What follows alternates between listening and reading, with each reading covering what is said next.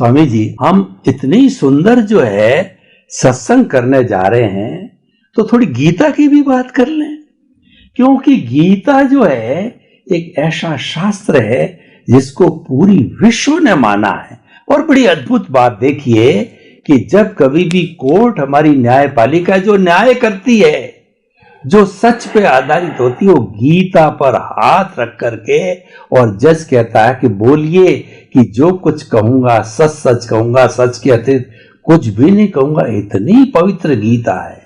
उस पवित्र गीता के अंदर भगवान श्री कृष्ण ने अर्जुन को, जो कि बिल्कुल नर्वस हो गया था, सामने चित्र देखा कि मेरे भीष्म पितामह, मेरे गुरु द्रोणाचार्य, मेरे भाई, मेरे दुर्योधन, सभी मित्र वगैरह और भाई बंधु बांधव है, इनके साथ मैं कैसे युद्ध करूंगा, निराश हो गया।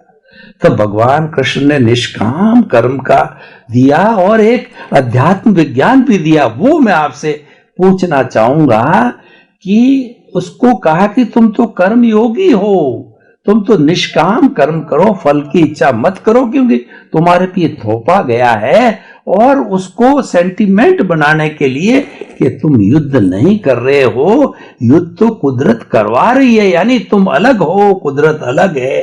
ये सारी बातें उन्होंने, भगवान ने बताई। हम अध्यात्म विज्ञान के रेफरेंस के अंदर ये आपसे जानना चाहते हैं कि इतनी बड़ी हिंसा करने के बाद भी अर्जुन उसी भव में मोक्ष गया, वो क्या राज था? कृपया अध्यात्म विज्ञान के हिसाब से बताइए।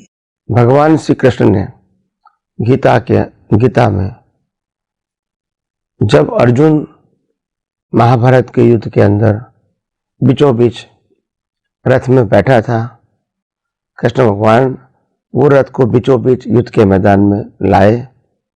अभी कृष्ण भगवान का रोल तो खत्म हो गया और अर्जुन का रोल युद्ध करना शुरू होगा।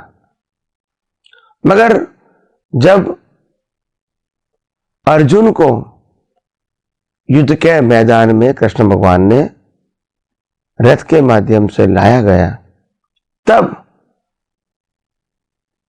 अर्जुन ने चारों ओर मुआयना किया और मुआयना करने के बाद देखा कि मेरे सामने मेरे बड़े भाई, छोटे भाई है, मेरे पितामह है, मेरे सगे वाले हैं, मेरे गुरुजन है, मेरे मित्र है, जिसको मैं मेरा मानता हूं, ये सब मेरे सामने है।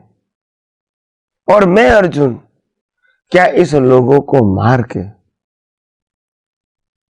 ये जमीन का टुकड़ा मैं वापस ले लूं, विजय प्राप्त करूं?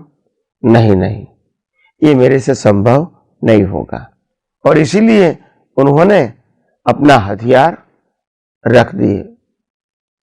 तभी कृष्ण भगवान ने अर्जुन को देखा कि अर्जुन को मोह हुआ है।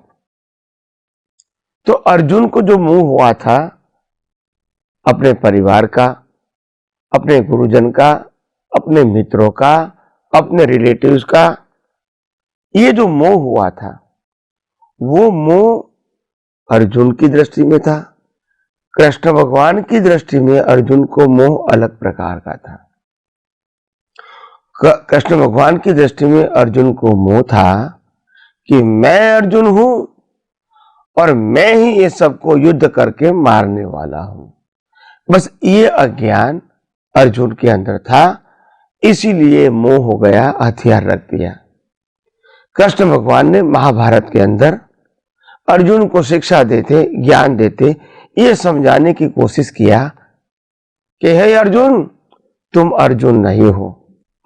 मन वचन काया वाला अर्जुन जो है वो तो कुदरती रचना है, और तुम अर्जुन को चलाने वाले भी नहीं है, वो चलाने वाला भी कुदरती रचना है। तो अर्जुन को बनाने वाला भी कुदरत और अर्जुन को चलाने वाला भी कुदरत, और तुम तो अर्जुन से मुक्त ऐसा शुद्धात्मा हो। तो फिर तुम टेंशन क्यों लेते हो? तुम खुद क्यों अर्जुन मर जाते हो? अर्जुन अर्जुन है, मगर तुम अर्जुन नहीं हो। ऐसे भेद विज्ञान कृष्ण भगवान ने दिव्य चक्षु के रूप में दिया।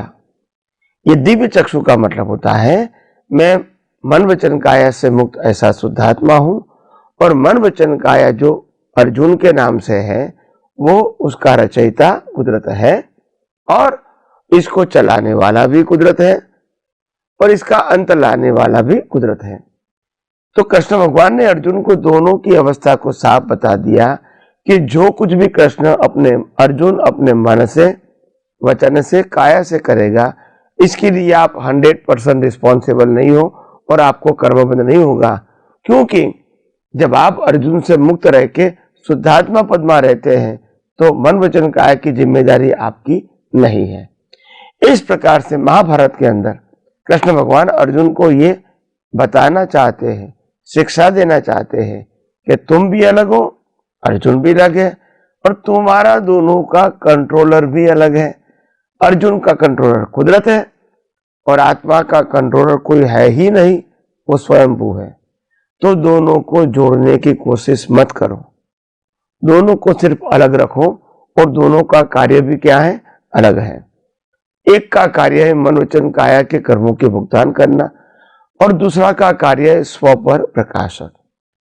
तो जब दोनों अपने स्वभाव में रहेंगे तो कोई कर्म बनेगा भी नहीं और जिम्मेदारी भी नहीं लगेगी। तो आइए हम यही विज्ञान को और गौर से और डीपली और शार्पली समझने की कोशिश करें और हमारी दृष्टि को और विशाल बनाए, परिपक्व बनाए, ताकि हम भी यही विज्ञान से, यही आध्यात्म विज्ञान से मुक्ति के मार्ग में आगे बढ़ें।